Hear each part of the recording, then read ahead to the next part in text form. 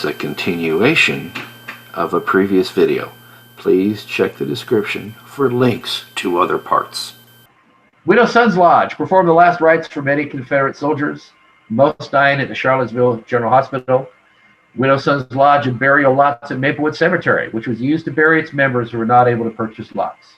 In January of 1863, the lodge purchased additional burial lots at Maplewood, which it still owns today.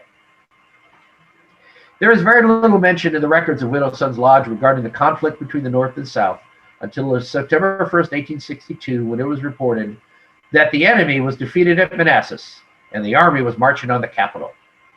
A resolution was adopted on November 1st, 1862, to exempt enlisted men serving in the army from payment of dues.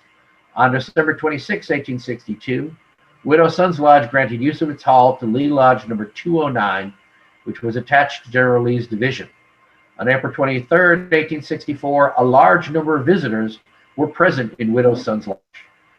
These visitors were attached to General Longstreet's command on their way to reinforce General Lee. There is no mention in the recorded minutes of Widow Son's Lodge regarding the death of Most Worshipful William H. Harmon. He was a Confederate colonel and was Grand Master at the time of his death on March the 2nd, 1865. He was mortally wounded at the Battle of Waynesboro. Colonel Harmon had served as a gallant officer, not only in the Confederate Army, but also in the war with Mexico. There was also no mention of the surrender of General Lee's army at Appomattox on April 9th, 1865, or the death of President Lincoln on April 14th, 1865. There is a true story that I would like to share with you. General Sheridan's Union Army, under the command of General George A. Custer, arrived in Charlottesville on March 3rd, 1865. They were met by the mayor, Mr. C.L. Fowler, and representatives from the university. They surrendered the town, and the protection of property was guaranteed by the Union general. General Merritt and General Custer were also present at the surrender. Some days after the surrender, the lodge was called to bury one of its members, Brother John L. Keller. Not wishing to incite an incident by any gathering that might be mistaken by federal troops, they sought the advice of the mayor. The mayor called on General Merritt, who was in active command of the city, and advised him of the death of Brother Keller, relating to him that Mr. Keller, who was a Mason and had distinguished himself as a Prussian sergeant at the Battle of Waterloo, requested permission from the Masons to bury him with Masonic rites. General Merritt sympathetically offered to have the Masons among his soldiers bury Mr. Keller with Masonic rites, and also to detail a guard of honor to fire a salute at his grave.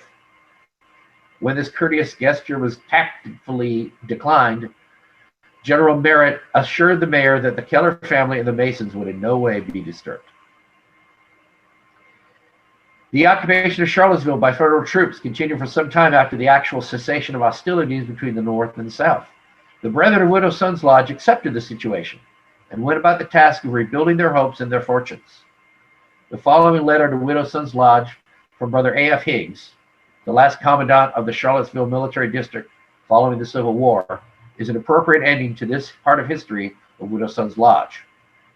It was dated March the 7th, 1868. Brother Wertenbacher served as a colonel in the Confederate Army, and when war was over, Brother Wertenbaker, returned to his job as postmaster. When he refused to take allegiance to the United States, he was removed. Most Worshipful Master C.C. Wertenbaker, Widow Son's Lodge, number 60, Virginia. Sir, as this will be perhaps the last time I shall meet the members of this lodge in this temple, I desire to thank them for the hearty and brotherly welcome extended to me on this advent here, for the continuing act of kindness shown to me by them since my residence in this pleasant city, and to assure them that time can never lessen the gratitude I feel towards the brothers of this lodge. It has been my pleasure to testify to Brother Masons of the North that the craft in this section asked neither the nativity or occupation of a brother, but when satisfied that he was worthy and well qualified, the right hand of fellowship was extended, and a stranger in a strange land, he found himself in the house of his friends, a welcome guest.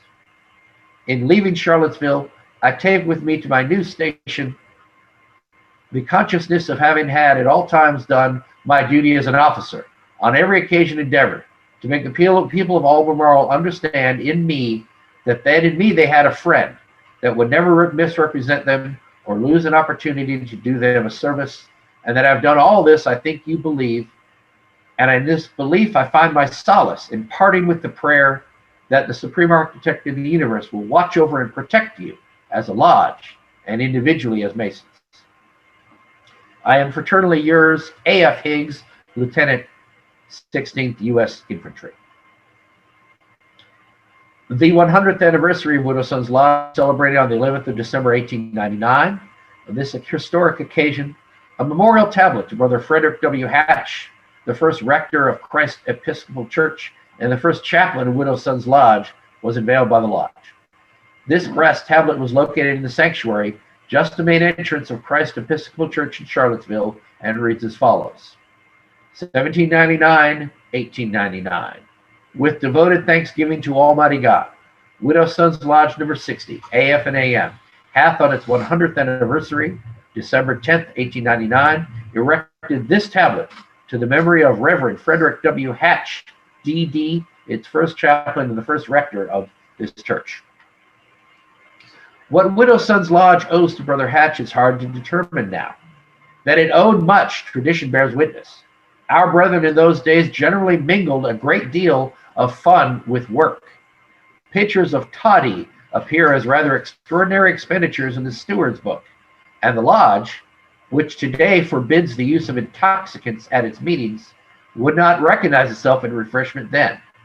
Those days, even the parson took his glass and felt none the worse for it. Also on those days, the lodge sometimes met on Sunday. Brother Hatch broke this up, not by thundering the terrors of the law at the brethren, but by going to lodge and inviting it at its close to go to the courthouse to hear him preach. A few sermons on Sabbath breaking, and Widow Sons Lodge never again met on Sunday, except to perform the sad rites over a dead brother. The 100th anniversary celebration ended with a quotation from Most Worshipful R.T.W. Duke, a past master of Widow Sons Lodge, which I believe will profit the Masons who hear them today. No event in the history of this lodge in all its 100 years is, to my mind, of moment like this. We, a lodge of free and accepted Masons, celebrate our 100th anniversary in a manner most befitting the occasion, not with mere festival and rejoicing, but with devout thank, godly humility, perpetuating the memory of a man of God who was our brother, our first pastor of this lodge, and the first pastor of this church. And now a new century dawns for us. May it be a century of great usefulness, of consecration to the service of God, and the rigid observance of the tenets of Freemasonry. May the world be better because we have been. May our brethren 100 years hence meet here again to celebrate a new century and see this tablet and remember the man of God whose name it perpetuates, and bear witness to the fact that, while life is short and the century soon gone, the righteous shall be in everlasting remembrance. In the 18th century, when Masonry was still in its infancy, Virginia was a wild and unsettled place.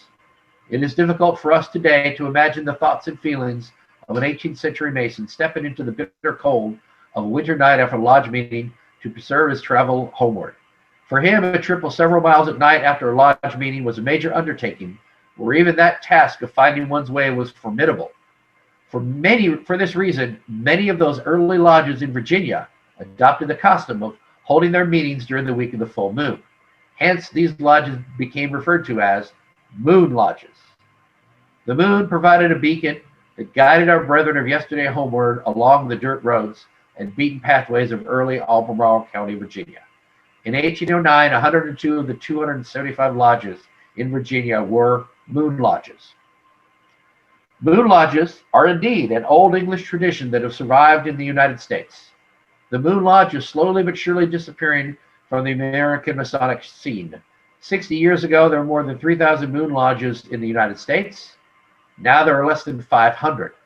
A number of grand lodges have legislated moon lodges out of existence, insisting that all lodges must meet on definite dates.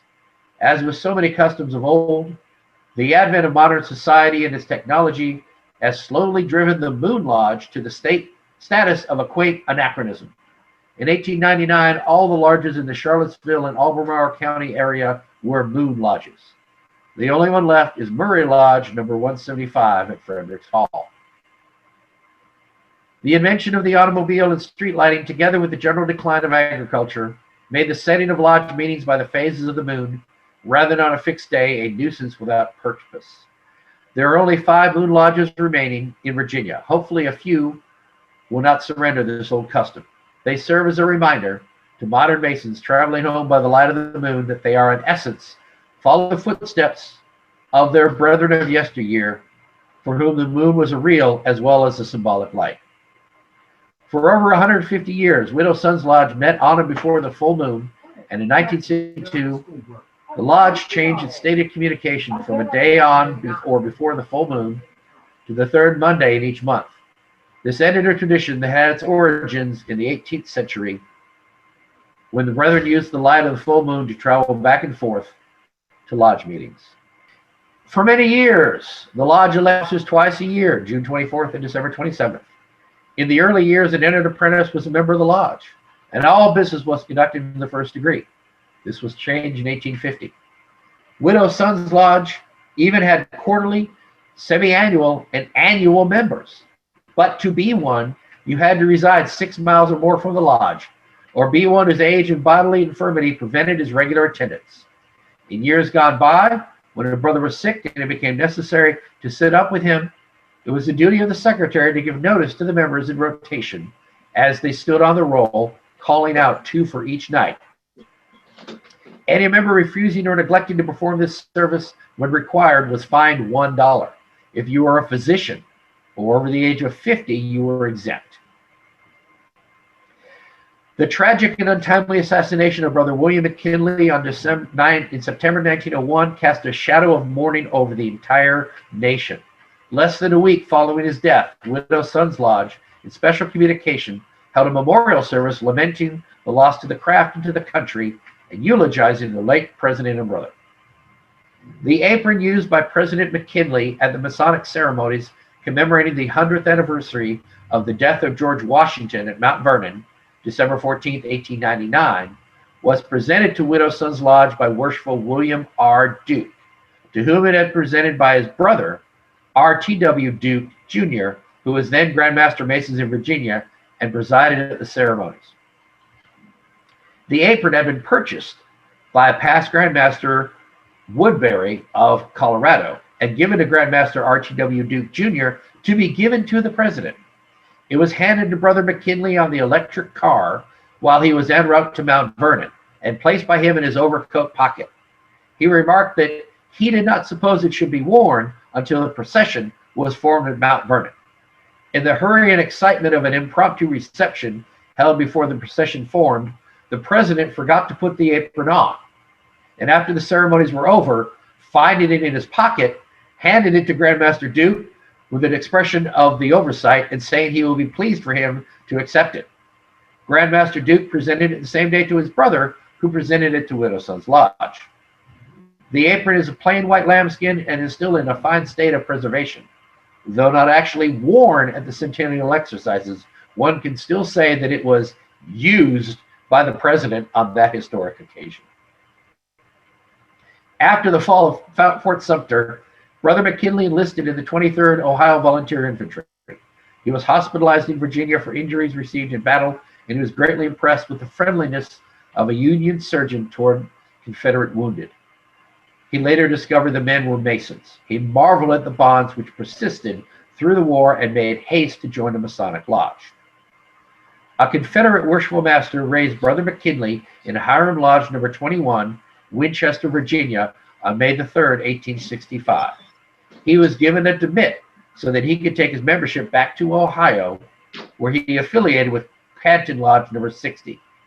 He became a charter member of Eagle Lodge number 43, later to be renamed William McKinley Lodge. On September 6, 1901, while welcoming citizens at the Pan American Exposition in Buffalo, New York, Brother McKinley was mortally wounded by a terrorist and died on September 14th. Brother McKinley's last words summed up the philosophy he lived. It is God's way. His will, not ours, be done. This is the end of this part of the video. Please check the description for a link to the next part.